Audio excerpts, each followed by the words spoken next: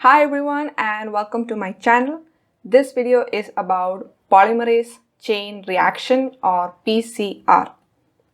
This is a technique used to amplify a precise fragment of DNA from a complex mixture of starting material. And in this video, I'm going to cover how this technology works and why we need it. PCR requires 5 components: template DNA, Taq polymerase, primers, dNTPs, and the PCR buffer. Template strand is the DNA sample that contains the target DNA sequence which we want to amplify. This region is defined using primers. The starting position is defined by the forward primer and the ending position is defined by the reverse primer.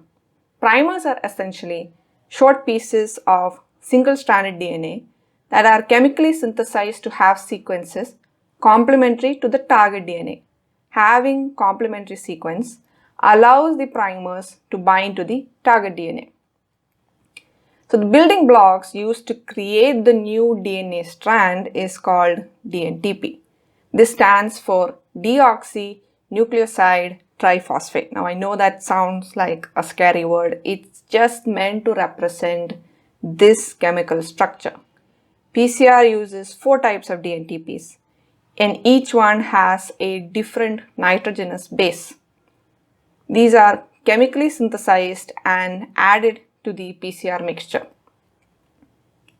In order to create a new strand using these dNTPs, you need an enzyme known as Taq DNA polymerase. Taq polymerase is found in a bacteria called Thermus aquaticus. These bacteria are found in hot springs where the water temperature can go up to 80 degrees Celsius. So they require a heat-resistant DNA polymerase for replicating their DNA. This property of Taq polymerase is very important because the PCR components are subjected to very high temperature and you need an enzyme that can withstand it and still replicate DNA.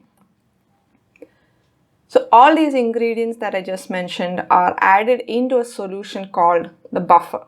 Buffer contains different chemical ions needed to create a suitable environment for DNA synthesis to take place. There are 3 steps in PCR: denaturation, annealing, and extension. These 3 steps constitute one PCR cycle. And if this is repeated 30 times, that is, if you perform 30 PCR cycles, then you can generate 1 billion copies of the same DNA. Each step requires a different temperature, and so the ingredients are subjected to repeated heating and cooling. This is carried out in an automated manner using a machine known as thermal cycler. So let's understand what happens during each step. The first step is denaturation. During this, the PCR components are subjected to a very high temperature, approximately 95 degrees Celsius. This causes the template strand to denature. That means it will separate into 2 different strands.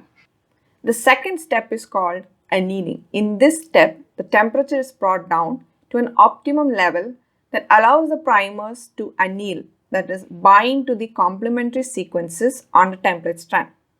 The temperature will depend on the sequence of the primer and it can be anywhere between 50 to 65 degrees Celsius. The primers serve as a starting point for DNA synthesis. The final step is extension. This step requires the temperature to be raised to 72 degrees Celsius, which is optimum for Taq polymerase activity. Taq polymerase binds to the DNA template and primer junction. Once it binds, it's able to incorporate dNTPs to the 3' end of the primer and extend the new DNA strand. Which dNTP is incorporated depends on the sequence of the template strand. This is because the sequence must be complementary to each other. In the first cycle, DNA polymerase keeps extending the DNA even beyond the sequence of interest, but this gets rectified in the next few cycles. So let me explain how that happens. At the end of the first cycle, you have the newly synthesized strand bound to the template strand. In the second cycle, both the old and the new strand act as a template. It goes through the 3 steps I mentioned before, that is denaturation, annealing and extension. At the end of the cycle, you will have a total of 8 strands which can act as a template strand in the next cycle. Notice that after the third cycle, you finally end with a DNA copy having only the sequence of interest.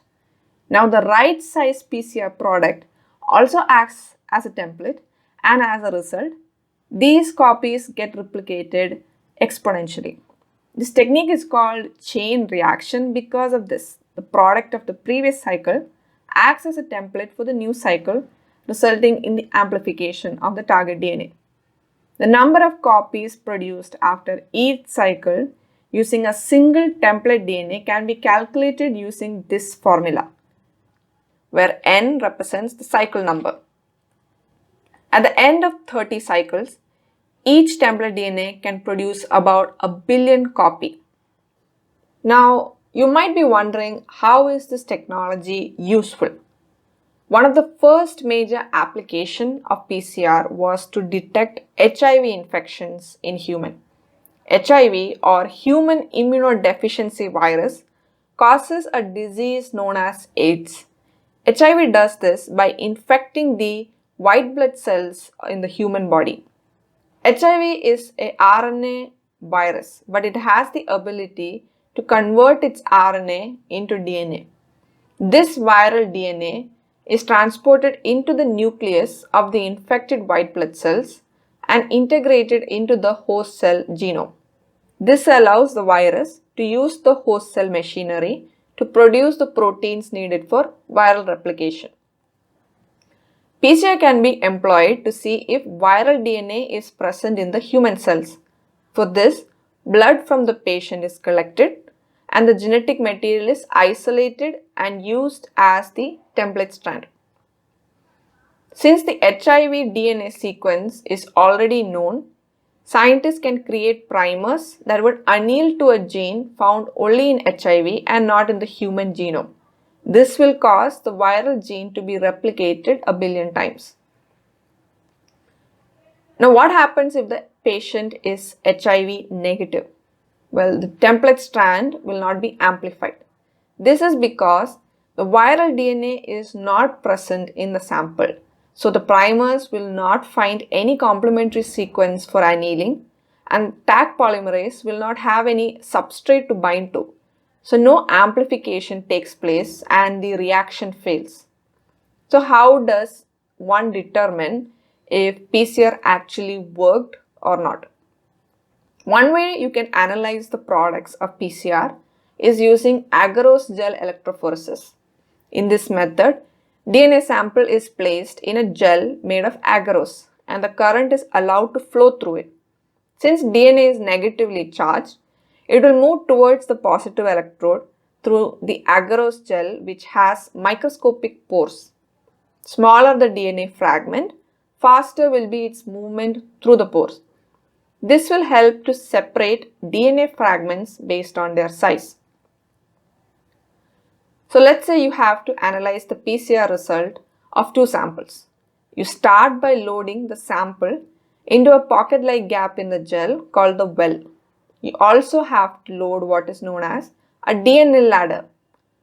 DNA ladder contains DNA fragments of known length. This will act as a reference for analyzing the size of the PCR product.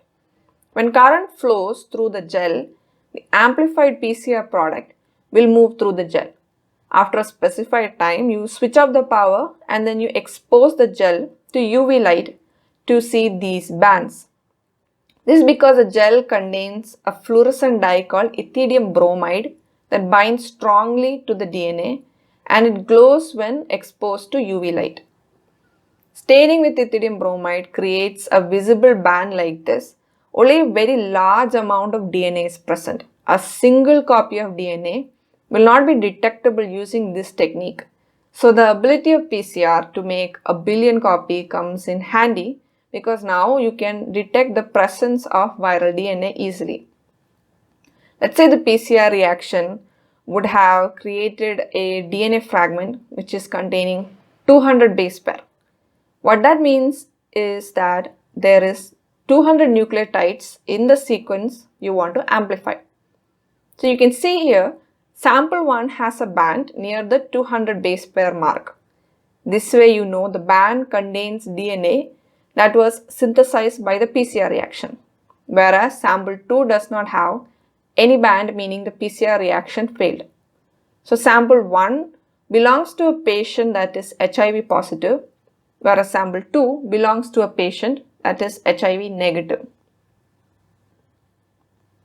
PCR has revolutionized molecular biology, and it has applications in many fields including biotechnology and forensic science. You can understand better how PCR is used in biotechnology by watching my previous video on recombinant DNA technology. If you haven't seen it, then do check it out. I will leave a link in the description box below. That brings us to the end of the video. Thank you for staying till the end. If you have any doubts, do let me know in the comment section below.